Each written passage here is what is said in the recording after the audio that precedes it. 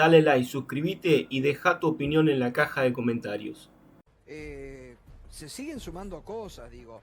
No sé si leíste el posteo de Martín Romeo, donde relaciona los 500.000 dólares de las transferencias que ustedes confirmaron del caso Libra con lo que declara ahora Adorni, ¿no? Más dudas para este boletín. Más dudas para este boletín, pero con algunas certezas y creo con una posibilidad por parte del fiscal Policitas de poder hacer un recorrido por la investigación que tiene Libra. Porque yo digo esto, ¿no? ¿Por qué lo sigue sosteniendo Javier y Karina Milei Adorni? ¿Qué sabe? ¿Qué esconde? Y aparte, discúlpame, pero está confirmado que Adorni estaba en la Quinta de Olivos, ¿no? Cuando lanza Milei la gran estafa Libra. Está confirmado eso, está confirmado que él participó de reuniones preparatorias a lo que fue el 14 de febrero. Pero vos fíjate ahí, están las transferencias de 1 millón de pesos divididas en 2 transferencias de 500, 7.500, porque ahí es donde descubrimos que está el pago de comisión de lo que transfería Davis a Novelli y cómo esto se transfería a los distintos cueveros para convertir el dinero en físico, en cash. Pero a su vez también nosotros desde la comisión investigadora le hemos informado un tercer nombre, además de Blanco Mellino, al propio fiscal Tayano, que se desprende de esa investigación que él tiene de septiembre, hecha por el Ministerio Público Fiscal. Y creo, Gato, que con Adorni estamos no frente... ¿Se puede conocer ese tercer nombre? Mira, lo tenemos, nosotros lo entregamos en reserva porque dentro del informe que tenía el Ministerio Público Fiscal no aparecía identificada esa billetera por la cual también se había transferido plata y nosotros fuimos muy cuidadosos en el informe final. Es importante eso. Bueno, muy importante. Porque por supuesto nosotros... ¿Es algún nombre conocido? No, no es conocido, pero creo que tiene que ver con estos cueveros del mundo cripto que a este tipo de personajes, como a Novelis, como puede ser el caso totalmente con Adorni, le conviertan la guita en física, y hoy, en cash. Claro, hoy Romeo dice que Adorni y el jubilado Mellino comparten el mismo abogado. Ledesma, el abogado de Adorni, es abogado de la familia de Mellino. Bueno, es un dato también a tener en cuenta. Pero vuelvo a esto, Gato. ¿Vamos a creerle a Adorni que tenía un canuto en negro durante todo este tiempo, que además no se condice con el estilo de vida antes de llegar a ser vocero presidencial y jefe de gabinete? Total. ¿Vamos a creerle que 24 años después se acuerda de contarnos a todos los argentinos que revisando un cajón con el hermano encontró alrededor de $20.000 del padre fallecido en el 2002, que a su vez tuvieron que levantar una hipoteca, dejando en todo caso, si se comieron ese canuto de $20.000 a varios acreedores que tenía el padre una vez fallecido? ¿Y por qué tenemos que descartar que acá puede haber plata mala vida en el manejo de recursos públicos, que como bien te decía yo, que pueden estar vinculados al manejo de fondos reservados de la CIDE sin ningún tipo de control?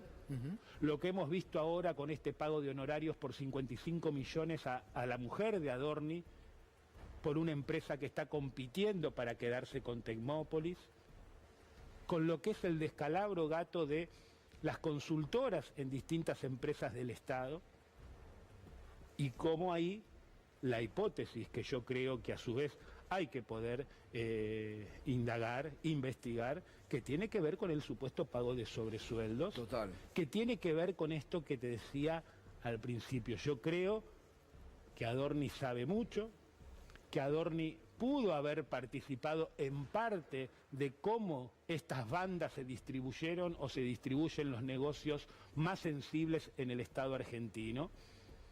Porque no cierra por ningún lado. No cierra por ningún lado. A ver, exactamente. Lo de la billetera, él fue uno de los 500.000 personas en el mundo que en esos años se animó a invertir de la manera que invirtió. Sí, cuando no tenía nada. A ver, ¿de dónde sacaba la guita para invertir? Pero cuando uno ve el estilo de vida, yo no quiero, digamos, por supuesto cada uno hace con su guita lo que quiere y el estilo de vida que tiene, Gato. Obvio. Pero a ver, uno ve el estilo de vida que tenía previo a llegar a la función pública y cómo... No, y lo que dicen sus empleadores, lo que dicen públicamente sus empleadores de cómo era. Toda la guita antes de llegar a la función pública la hizo en negro. Pero nos quiere hacer creer que la mayoría de los argentinos puede tener un canuto en negro cuando la mayoría de los argentinos vive el día a día y se levanta a laburar todas las mañanas para poder llegar a ese fin de mes. ¿Y ustedes ampliaron denuncia, han pedido nuevas? Nosotros con la diputada Mónica Frade lo hemos denunciado por omisión maliciosa en las declaraciones juradas, que todas esas retroactivas que tuvo desde su declaración jurada inicial en el 2023, pero a su vez le metimos un agravante para que se investigue, que es la falsedad ideológica. Claro. Por haber violado, cambiado instrumento público, no solamente con respecto a esas declaraciones juradas, Gato, sino que, recordemos, le mintió descaradamente y lo toma por estúpidos a la sociedad argentina, pero mintió descaradamente en el recinto de la Cámara de Diputados en una sesión constitucional y ahí ¿qué hizo? Hizo una mentira que quedó marcada en lo que es el diario de sesiones. Y el diario de sesiones es un instrumento público en el cual él ratifica una mentira cuando uno ve su último reportaje. Y recién comentaba Ariel el tema de que ayer lo comentábamos, le mintió al Tribunal Electoral porteño también. Que había una denuncia también en ese sentido. Arrancó, más que cascada, es una catarata de mentiras. Sí. Arrancó mintiendo cuando la metió a su mujer al viaje a Nueva York en el avión presidencial. Mintió, como bien decían ustedes, con quién le había pagado el avión privado Buenos Aires, Punta del Este, Buenos Aires, que después nos enteramos que es un amigo de él, pero que a su vez es proveedor del Estado de una empresa que él tiene que controlar, como era RTA, TV Pública y Radio Nacional. Y después vinieron las mentiras y las suertes que tuvo. Las suertes de conseguir 2 jubiladas que le dieran una hipoteca sin ningún tipo de interés para pagar un inmueble a un 40% menos de lo que estaba en el mercado inmobiliario, 2 policías federal que le dieran un préstamo creo que de $100.000. Sí. Las hipotecas. Y ahora lo de la billetera cripto. Sí. A ver, la billetera cripto también la pudo haber comprado a uno que pueda registrar ese tipo de movimientos para él poder cerrar este gran dibujo que se le permitió hacer por el tiempo y la complicidad que le dio el propio Milei al no exigirle, cuando empezamos a ver todo esto, Gato, de que tenía que presentar de un día para el otro su declaración jurada. Total. No, es más, hay que ver si es un tipo de billetera del cual en algún momento se puede conocer la identidad o no, que también es otro tema. Ahora, con lo que decía Maximiliano, me quedo pensando en una cosa, porque Adorni insiste mucho en eso de los ahorros en negro como gran parte de los argentinos. Ahora, el tema es que gran parte de los argentinos por ahí tiene algún canuto en negro, pero de ingresos que estaban en blanco, porque acá el tema no son los ahorros en negro, el tema son los ingresos en negro, porque él no puede justificar, si tenía esos ahorros adentro del sistema o fuera del sistema. ¿Cómo llegó a conseguir esos ahorros? Ese es el tema. ¿Cómo llegó a conseguir esos ahorros? Que esa cantidad de guita que tenía era todo en negro. Bueno, esa es una pregunta que creo que el fiscal le tiene que hacer y tiene que ir por esa línea. Porque vuelvo a decir, hubo un momento en la Argentina donde muchos argentinos no podían comprar sus 100, 200, 300 dólares. Sí, o que no confiaban ahora, en los bancos, eran 200, eran 100, 200, 300 dólares que lo compraban con guita en blanco que ganaban de su salario y del laburo del día a día. Ahora, este tipo que ganaba todo en negro, vamos a naturalizar y convalidar que tengamos un jefe de gabinete que además de ser investigado por enriquecimiento ilícito, evasión fiscal, presunta evasión fiscal por haber pagado por abajo de la mesa $65.000 de ese inmueble en el barrio de Caballito, además naturalicemos en el Congreso de que tengamos un jefe de gabinete que se dice evasor, pero no evasor de los tiempos que él dice de la vieja política en relación a la polarización que ellos retroalimentan en la Argentina, sino que también fue evasor ya siendo funcionario, Totalmente. como vocero presidencial y como jefe de gabinete. Y encima levantó la mano para decir inocencia fiscal, o por lo menos Bueno, eso es lo pero que eso tenía es previsto. eso es ¿En una el vergüenza. Congreso no se puede hacer nada para sacar Bueno, yo a creo los que sí, pero funcionarios de la lo inocencia primero es que fiscal? Arca le tiene que negar adherirse a ese régimen simplificado. Pero es una vergüenza que las personas políticamente expuestas como nosotros, los funcionarios públicos de cualquier poder del Estado, nos podamos adherir a este tipo de beneficios. En otros blanqueos que se discutieron en tiempos de Cambiemos, en tiempos del kirchnerismo, la discusión en el Parlamento, y se aceptaban esas cláusulas, las personas políticamente expuestas, los funcionarios públicos, quedábamos exceptuadas, no podíamos adherirnos a estos beneficios o a estos regímenes que se discutieron en distintas oportunidades en la Argentina. Bueno, yo creo que hay que modificar eso, pero lo quisimos hacer. Pero la Libertad Avanza y sus aliados esa sesión no nos permitieron votar nominalmente o entrar en una discusión en particular para dejar en claro que había que cambiar eso tanto vinculado a la inocencia fiscal como a la cuestión del régimen simplificado de ganancias para exceptuarnos a todos nosotros. Esto fue así. Hace un rato escuchábamos el testimonio del diputado Sago diciendo que tiene que ser el gobierno el que remueva a Adorni de su función y no el Congreso, porque si no el Congreso queda a tiro de ser tildado de golpista. ¿Usted comparte?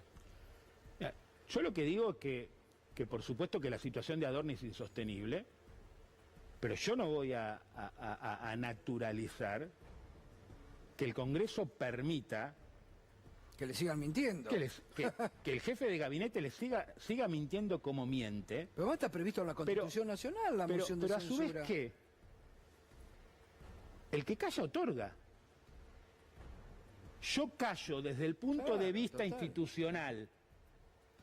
Otorgo, convalido lo que es una mentira, lo que es un jefe de gabinete que está siendo enriquecido, digamos, está siendo investigado por enriquecimiento ilícito, y a su vez que es un evasor. Y los canales institucionales que manda la Constitución, y en eso la Constitución es sabia, el constituyente fue sabio, tanto en el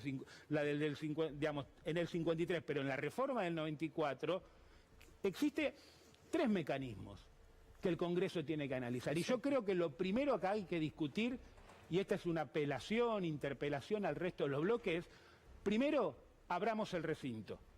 Total. Juntemos los 129 votos y una vez que juntamos los 129 votos, veamos las distintas posibilidades que hay. Y las distintas posibilidades que hay hoy es volver a sentarlo en el recinto de diputados e interpelarlo, y por supuesto la otra posibilidad es interpelarlo, pero con la moción de censura que corresponde en la Constitución Nacional. Pero creo que hoy, y parte de la estrategia, yo se los digo, es, bueno, señores, a cada uno de los bloques, desde los más opositores hasta los que prestan colaboración con la Libertad Avanza, por una cuestión de la calidad institucional, de la crisis que de alguna manera representa la situación de Adorni como dice ahí, es un salvavidas de plomos.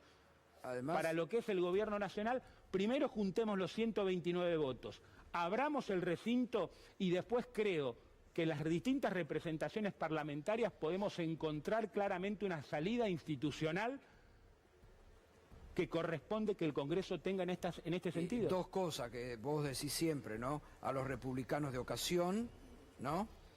Porque se olvidan ahora, pareciera, lo que antes reclamaban. Y el otro, ¿con qué cara después van a ir a pedir ficha limpia? Bueno, si le niegan esta posibilidad al Congreso de limpiar las mentiras que está haciendo Adorni y la evasión y todo lo que está saliendo a la luz. Limpiar gato o que vuelva a dar la cara y que sea interpelado. ¿Y qué diferencia hay entre la interpelación y el... la interpelación es directo, diputado, exactamente. Es diferente a la sesión informativa del jefe de gabinete. Ajá. Ahí le preguntan y acuérdense cara a cara. Que en esto fue la de Franco. ¿Se acuerdan la de Franco cuando fue el tema vinculado a Libre y demás? Fue una interpelación donde el diputado preguntaba el funcionario respondía, había posibilidad de repregunta, es otro mecanismo, no es el mecanismo que tenemos a lo que son las sesiones informativas de jefe de gabinete. ¿Y cómo viene el poroteo? ¿Cómo ves el clima? Trabajando y tratando de convencer a muchísimos colegas en esto que les decía, ¿no? Yo por lo menos primero trabajo para el objetivo de abrir el recinto. Bien. Después, ¿cuáles son las instancias institucionales que tenemos? Interpelación o interpelación con pedido y voto de censura, o la otra posibilidad, que por supuesto no es la que está planteada porque no está en el temario, que es que este señor corra la suerte de un juicio político. Eso puede ser también. Que también, por supuesto, es como un ministro. Ahora, estamos hablando de un personaje que para mí es totalmente menor, totalmente corrompido, Gato, que tuvo la suerte en este país tan roto de estar ocupando, si se quiere, el cargo más importante después del presidente de la nación, que no es un cargo electo, que es el de jefe de gabinete. Gracias, Maximiliano, como siempre. Gracias. Si querés sumarte a la batalla cultural contra las nefastas ideas de Javier Milei, dale like, suscríbete y deja tu opinión en la caja de comentarios.